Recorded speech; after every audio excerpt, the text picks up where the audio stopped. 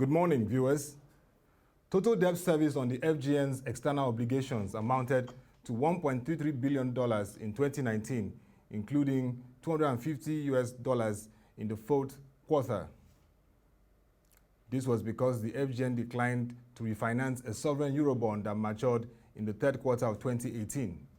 In normal times, however defined, this burden should not be overly onerous for a country managing crude oil production at 2 million barrels per day.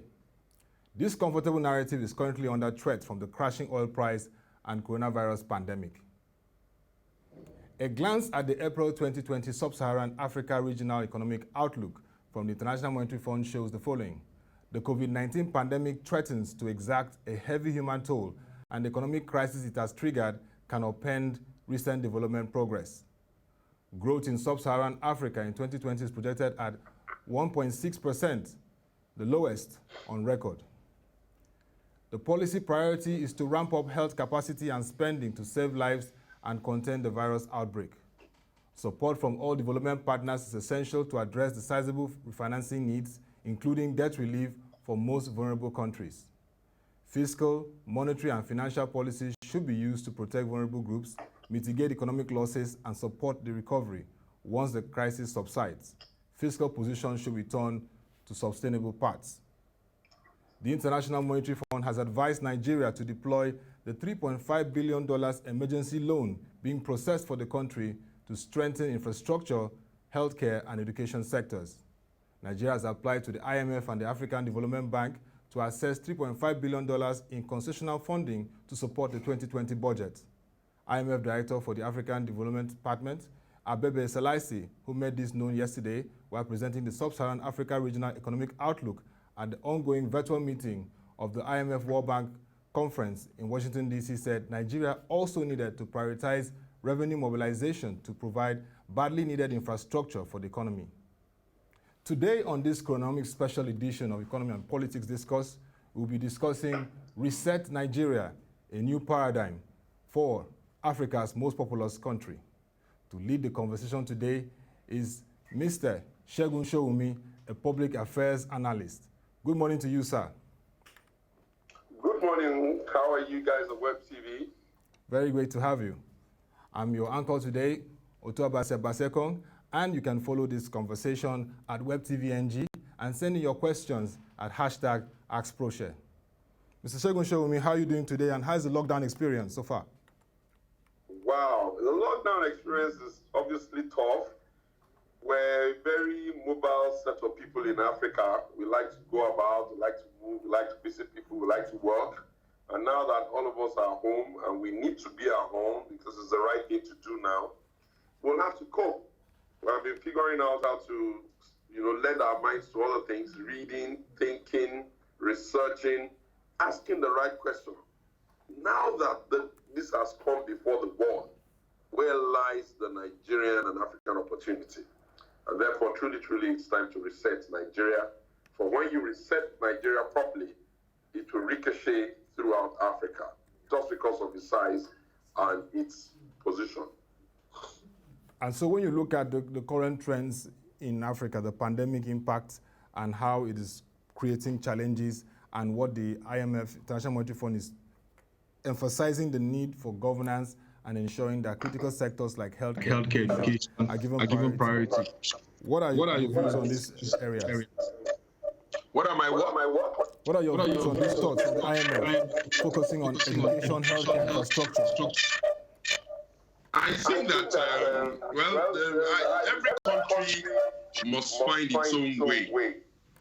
You will observe that if you follow the trajectory of the countries that have developed and those that have moved from first world, even to some of them now nearing to become, first world, and if you even go further back and look at the Industrial Revolution and how each of the countries or the continents of the world have moved to solve its own problems, one thing that you'll find consistent is that people and civilizations must find their own way within the global, arrangement. There is no one jacket, one strategy fits all. Because for every strategic thinking that comes from the West, it is already skewed by the limits of their experiences relative to Africa. So, having said that, yes, we don't need to be persuaded in Africa on our need to put money on education, but the question then would be, what type of education does Africa need now? What are the skill sets that Africa needs now? What kind of curriculum does Africa need now? Does education on its own translate to a wholesome adaptation of cultural behaviors of other people that may not necessarily reflect the diversities in Africa? So for education, Africa needs to figure out its own way within the global, framework. In terms of infrastructure, Africa must ask itself, can it afford to keep insisting on building infrastructure via very expensive contracts? Would Africa gain a lot more if Africa were to rely on its own indigenous manpower in terms of the academics there, the high network people who understand how to do it, who have been trained from their schools, and Africa was to plug into, a process where they're doing most of these things by direct labor? Will Africa be able to do two things with that? Will they be able to manage a significant part of their unemployment challenges? And will they also be able to build to last for Africa?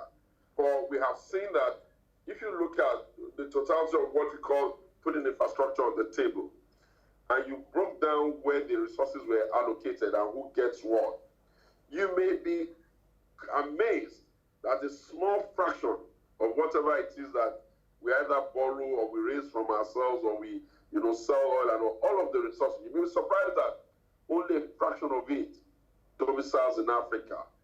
Who are the contractors? Who are the consultants? Who are the providers of the raw material? Who provides the equipment? Yes, we can do somehow, we can do much with that, but I believe we can do a whole lot more if only we will be brave enough to know that no civilization can truly develop unless it's developing on its own skills and on its own strength and on its own labor. And that whatever it is that our mercenaries can do, you cannot have it as a permanent feature in your developmental plan and the way you use your money. In terms of health, this also has thrown up another issue. For we have always observed that from time immemorial, all of the pandemics that have taken place in the world, the effect is different from one location to the other. Everybody feels it, but everybody has a different way. For instance, take the one that is going on right now.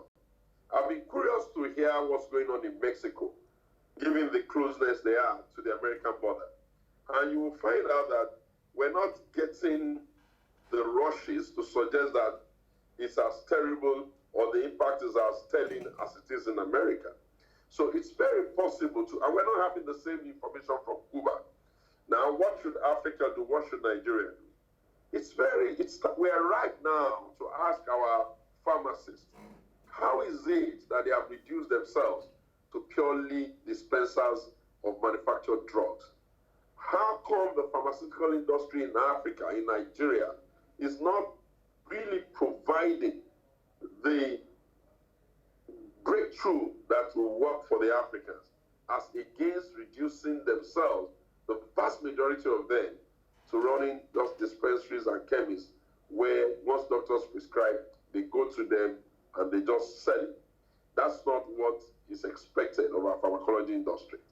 Then you look at the Trado-African herbs and roots, and then you ask, how could Africa, over many millennia, have neglected the scientific or near-scientific investigation of some of the capacities and possibilities and medicinal roots and values in their own African culture? So you kind of feel that this is time for us now to organize our tradomedical practice and the usage of our natural herbs. We have seen it happen in China. They have returned a lot of organic this, organic that to us, and our people are willing to pay for it. But if you look at it very deeply and you reflect deeply, you will ask yourself, how is it that the animals, the lower rungs of the ladder, the animals that roam about in Africa, how is it that they're able to manage themselves with herbs that are growing freely in the shrub? And what then becomes the contribution of our numerous paramedical practitioners in terms of medicine? So these are also an advantage. But above all of that, I think that, yes, if the World Bank is giving resources to countries and they want to give to Africa too, it's welcome and it should be encouraged. Africa should be more concerned about the judicious usage of debt.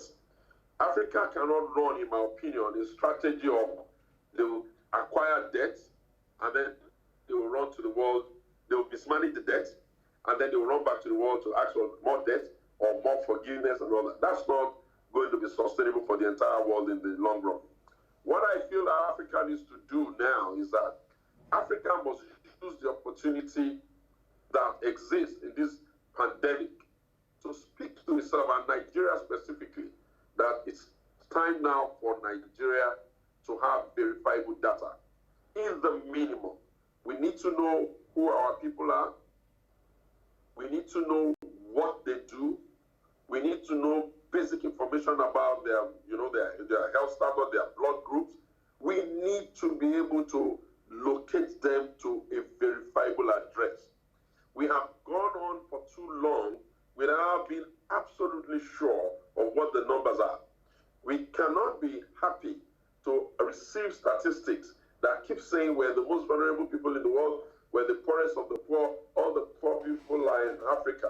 And we will not understand that for us to be able to deal with this poverty, using all of the skills, including education, including job creation, including vulnerability support and social security, you need data.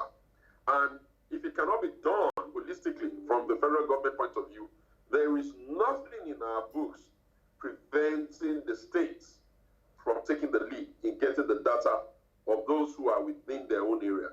Imagine if we just had that data at hand now. Imagine how easy it would have been for us to do contact tracing, for us to put palliatives in their hand, for us to drop supply if we need to drop, for us to plan.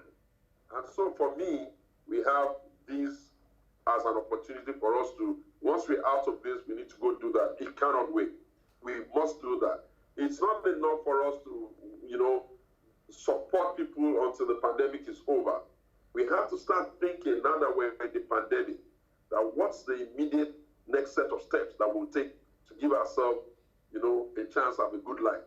Africa, Nigeria especially, must ask itself, what do we want? Because if you look at it now, you find out that, yes, there's a lot of blame to go around. There's enough blame to go around to the leaders, those who have had responsibility of looking after the country. There's enough blame to go around with those who have supported them in the cause of looking after the country.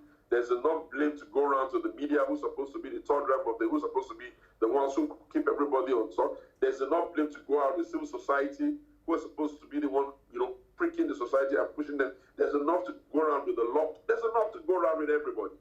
There's enough to go around with the indolent citizens who are not doing the right thing or trying hard enough to get themselves, skilled. There is enough blame to go around.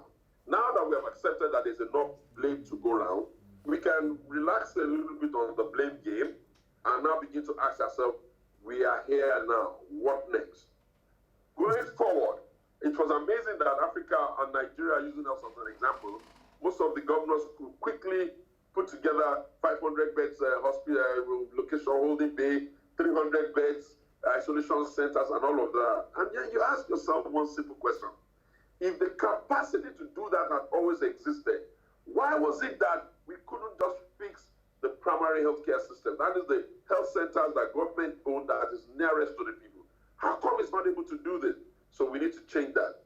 If the high network individuals, the Aliko Dangotes of this world, were able to very, very quickly put up so much money to throw out this problem and give to the federal government, then you have to ask the question, why are they not doing what Bill Gates is doing? If Bill Gates is sitting in America and wondering about how to do vaccine and all that, and there's a lot of conspiracy theories behind all of that now, would we not have trusted it more if it was an African person that was doing it? Imagine if one of them took healthcare as his what he wants to give back to Africa, to Nigeria. And another one took education. And another one took a different. Of them all, for me, the one that I really like, when I commend him so much, I follow what he's doing and I applaud him, is Tony Elumelu. Although I feel that it's on a grand scale of wanting to do for the whole of Africa, but I can still see that he's trying to create those next set of champions. For someone like Tony, I just have to tell him that, yes, I understand that you're a global champion, but please be a Nigerian champion first. Okay, Mr. Being Chairman. a Nigerian champion, the numbers are heavy here. And okay, for Mr. the Chairman. others too, adopt a local government, adopt a state, provide support for them, not just throwing money at the problem. Sometimes the issue here is just the logistics management of what can be sustainable. We have gone for too long in Africa, Nigeria most guilty, of seeing all of our problems from the point of view of contracts, which is, oh, we have to build the next house, oh, we have to give the next, no. Some of these things require careful thinking, meticulous planning, private sector backing it up to ensure that it can be sustainable.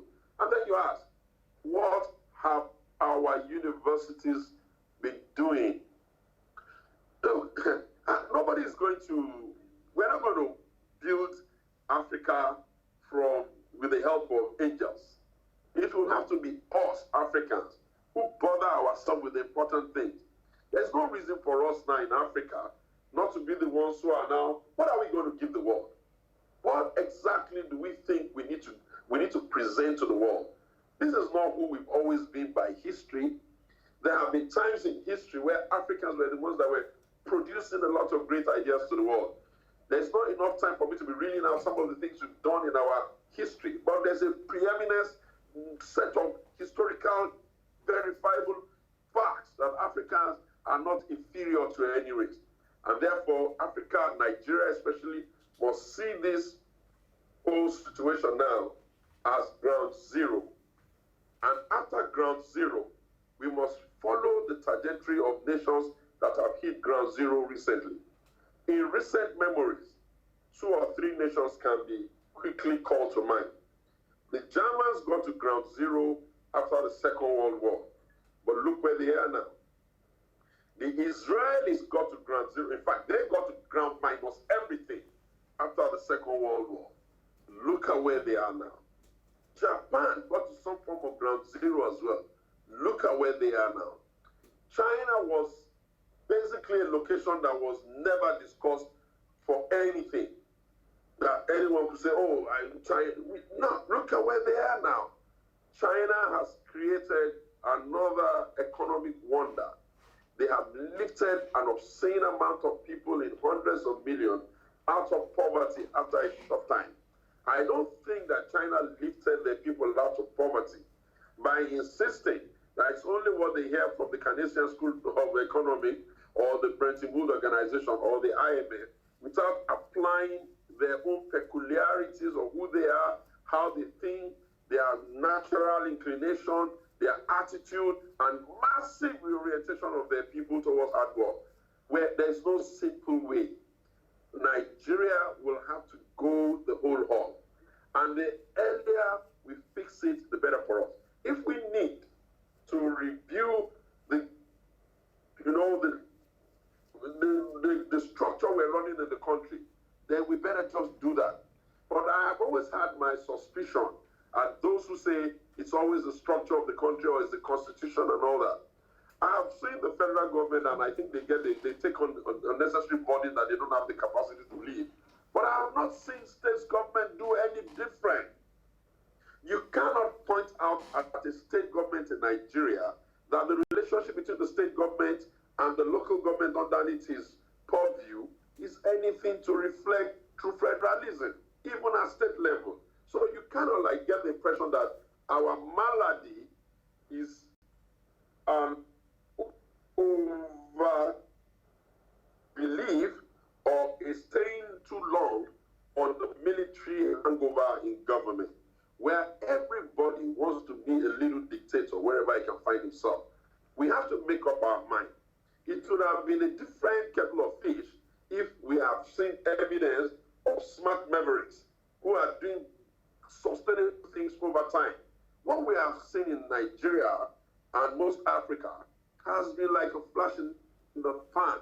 One leader comes and it appears to be going in the right direction. 5 minutes afterwards, another leader comes and thinks that the next best thing is to just jettison everything that that leader has done and start doing something else. That's not how to go. And you can see our issues have now started to heat up. Look at the security situation we found ourselves in. In the fringes of all of lockdown areas, except they want to lie to you, they are struggling with keeping the restive, probably unemployed, perhaps taking advantage of the situation, young people, from making a mess. Everywhere you turn, you're hearing, oh, they're doing vigilantes just to keep away. Everybody now lives in fear. Fear of attack, fear of armed robbery, fear of hunger, fear of the disease. And we need to relax. God, whom we believe in so much in Africa, will not end the world unless he himself is ready. And if the world is not going to come to an end as a result of this, then we better spend this time now to plan our way out of this trouble. And this is not a time for us. Yeah, I know that our tribalism, oh, it's Hausa, oh, it's Igbo, oh, it's Yoruba. I know that that's also the unfortunate consequence of the First Republic type of politics, where you had all our political leaders being tribal champions. But after a couple of years, we, their offspring, we can elevate it a little bit. We can elevate it a little bit from just asking ourselves, is there a different type of poverty in the north from the south? Is there a different type of hunger with the north and the east? We can agree that, okay, there are challenges with equitable distribution of the few capacities and the resources that are available to federal government, but that on its own will not be enough for us to not have faith in our shared humanity. So for me, the World Bank should do everything they can, because they're taking a lot of advantage of Africa over the years. They should give us debt relief, the reprieve, and forgive the debt. They should put a very powerful stimulus plan here. But Africa must pull itself by the bootstrap. What happened to the previous debt relief we got? We got one in the previous era, not too long ago. Most of you are not too young to know that we got debt relief during the Obasanjo-Atiku era. If you got that debt relief there, and we even got monies returned to people for the previous debt idea, what have we done with it? What have we done with it? And yes, we came in corruption. But then, yeah, we have not even tackled the corruption the way I would have really envisaged or expected us to tackle it. I think we have taken corruption and we have converted it into some victim that we will be bringing every time for our lack of doing the right thing, indolence, not lazy way of thinking, without working very hard, without asking ourselves if people are stealing the money, what can we do to prevent the money from being available to be stolen? There are too many things we could do. But my greatest hope is that we have a very vibrant set of young people. No matter how you want to tilt it, Nigerians are creative and ingenious. We are only needing right now leadership that connects his heart to what should be the renaissance of Nigeria and by inference Africa. Why is Nigeria important? It's the number. No matter the progress that is done by the neighbors, if Nigeria does not make progress, it's going to be very difficult, because you need the majority of the Africans to have a change in their attitude for you to begin to see a multiply effect of that. We must submit ourselves to peer review mechanism.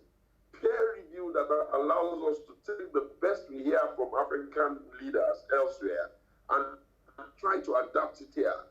The best we hear from foreign leaders that are outside Africa and try to see which of them can work here.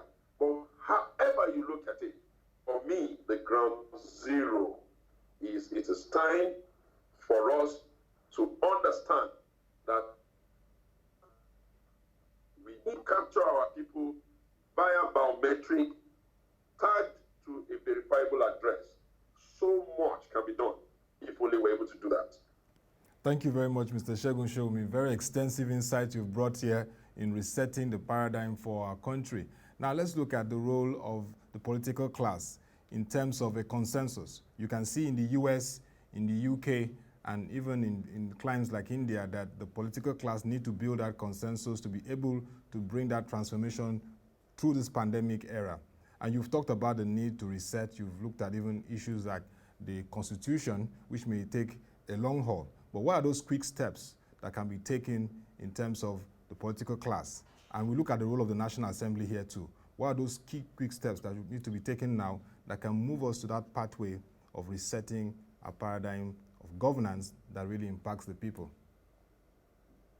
You see, you've asked a very interesting question. I've been asking myself, what exactly is the role of a political party in democracy? Aside the ones that we know that okay, they're going to provide candidates and all that in Africa. And you know, my mind tells me that the political parties are meant to be the incubator and the safety guard, the first safeguard for democracy. How do I mean? Political parties must understand that it's not enough to want to win an election. What does it matter if you win an election and you cannot solve the problem of the people? Therefore, political parties must put its nose to the grindstone and do a whole lot more research, looking for solutions when they're in opposition. For as it is with the affairs of men, the pendulum keeps, moving. Look at what the people that are in charge of the country today. I'm sure that at the time they were genuflexing and boasting about they will solve problem in light in 1 year, they will give the dollar and the naira to parity, they will do this, they will do that. If only they had given a little bit of thought to how would they do it. Maybe they would not be struggling as much as they are struggling right now. But if you measure the pulse of the society, I'm not sure people don't agree that they're struggling. So I think that for us to be able to solve this problem or to at least reduce it a bit, I think we can look at it on 4 levels. In one of the levels, let's start from the subnational. I think that if the federal government will just be fair and reach out and be more, much more, accommodating of all the governors, irrespective of their political leanings, without necessarily putting them under pressure or demanding of them to jump ship, you will get a whole lot more consensus there. I think for the National Assembly, we've been very lucky. When they're good, they're very, very good together. And when they're bad, they are hoary together. So let's say that we can almost see that the National Assembly has succeeded in maybe like being united, except that maybe when we want to add, let them have unity that works towards the common good, and let them reflect their attitude and their expectations and things they make for themselves and demand of themselves, what's going on with the larger constituents that they represent. For the political party, I think that the inter-political party platform, the IPAC one, okay, not bad, but I think that's like joking about. I think the 2 main parties in Nigeria that need to close the ranks among themselves when there's a national emergency are the 2 leading parties.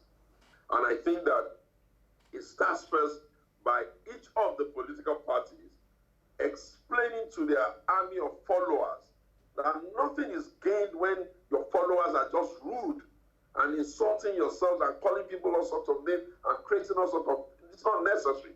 You're not following and propagating a political party's ideology if all you're doing is being insulted all over social media. So maybe from the inside, we can all tell our members that calm down, guys. There is a way to be decent, even indecent. You can ask questions in a decent way. You can take objections in a different way. You don't need to make the country difficult to govern because of the opportunity that the internet now provides, where everybody can just upload whatever. If you're not sure of the material, look for a higher authority to verify for you. Then we must be able to self-regulate and self-control. But I tell you, the main people right now that needs to lock themselves up into a room and go figure out how to solve the problem that their generation created are the members of that generation. And let me start listing them. You need to get the president, President Muhammadu Buhari. He needs to call his leader and his former President Olusegun Obasanjo. He needs to call His Excellency, the former Vice President Atiku Abubakar, because he has a huge amount of following and there's so much that he can bring to the table. He needs to get T.Y. Danjuma. He needs to get General Babangida because he may not be as mobile as Baba. I respect the extent of his brain. You guys need to get yourself into a room and tell yourself some bloody truth. Are you leaders in your 70s and 80s? Are you proud of yourselves that everything considered, this is the Nigeria that you guys have created? This is the mess you've created. You have not done mentorship in a manner that good people can easily ride on it. You see poverty is really a problem here. Social dislocation is what everybody can see. The political parties themselves are not as sustainable as they should have been after how many years of practicing democracy. There is a need for the top echelon of this country to drop all the pettiness between them. Drop it right now, because in this crisis also lies the opportunity for the renaissance of Africa. I hear a lot of talk about, the price of oil, the price of oil. Hello? The reason why everybody is fixated on the price of oil is because the economies that are buying the oil now are going to slow down. What stops Africa from coming on board as a new consumer of their own oil? Have they produced everything they need? Have they powered all their countries? Have they used up all the diesel for their own manufacturing? So we can tilt it a little bit. Instead of looking for developed economies to come and buy all of the oil we need, we can look at the aggregate need of Africa for the oil, and then we can start looking at a different market. After all, China was not always such a big market relative to America, relative to Germany, relative to Europe. But right now, China is. So Africa can seize this moment and tell the world, thank you, world. We like all you've done. We're truly very grateful. We support the whole of the arrangement, but it's time for us to fix Africa. How does Africa feel happy that all of the issues around World Trade Organization is skewed against it? Why is Africa not demanding things at the point of negotiation? Why is Africa not saying, hey guys, most of the products you say you're selling, a good number of you were the ones that are buying the small and light industry product of your countries. Let us now be, since we're the buyer, let us tilt it a bit. Let the buyer not be the boss. There are two sides to supply and demand. There's a supply side where the producer is the one that is dictating the terms. But there's also the demand side, where the guy that needs to buy his own now is going to say, look, I can't pay this money. This is how it's going to be. We can also use some element of protectionism to get Africa out. But African leaders have to understand every black man is a black man. Artificial boundaries created by those who sat down and partitioned Africa cannot be a lifelong problem that we're carrying about. We need to stop all this, pettiness. Africa must begin to play as serious members of the world order. If China can make demands, if the Americans can make demand, if Europe can make demand, why the hell can't Africa to make demand? Why do we have to eat what others are producing? Why are we not eating what we're producing? Can't we reorient our people to understand that you won't die if you eat African food? Nothing will happen if you don't taste rice for the next 1 year. Nothing will happen. If you don't taste foreign rice for 1 year and you are able to eat the ones that we have here, you ain't gonna die. And until Africa begins to get to that level, then Africa will not be ready. We will be playing catch-ups on a game that we don't even have our foot on the ground. They're talking about 5G technology now. Has Africa done enough teledensity for its own environment? So you see that Africa now must go back to ground zero. We must ask ourselves, what does the African want? And Nigeria is so pivotal in this demand. What does the Nigerian want? What is an acceptable minimum standard that a Nigerian must not fall below? If they provide social security for their people, we must provide social security for our people. There can be no excuse. We can do a whole lot. We can use multiple approach to solve this problem. But it starts with us believing that we can. And I believe absolutely there is evidence that when you put an African in a system that works in America, in Europe, in Australia, everywhere you put the African, you find out that the African is working. So there's no reason for us to think that there's any reason for us in Africa not to be able to say, Tamina, it's time for Africa. It's time for Africa. It's really time for Africa. It's time for Africa. Nigeria must get it. We must use our franchise as Nigerians to demand, not in an annoying entitlement manner, but in a very, very sure-footed but deliberate manner, that when we put you in office, we demand service, and we demand the kind of service that is commensurate to what others are doing, and we must play our part. I cannot imagine that this is this country, Nigeria, and our National Orientation Agency has all gone to it's just gone quiet. I've asked myself, I've agonized, why is it that in Nigeria, our state security organs never nip anything in the bud? Why does everything have to be, we have to call in the police, we have to call in the soldier? What about intelligence? Why do we have them all over the place? If we need to recruit more, we recruit more. If we need to reorientate them, we reorientate them. We need to do whatever it takes to give Africa a chance. Thank you very much, Mr. Segun. Pretend that we don't know that evolution never stops. Those who don't smell the coffee are the ones who get left behind.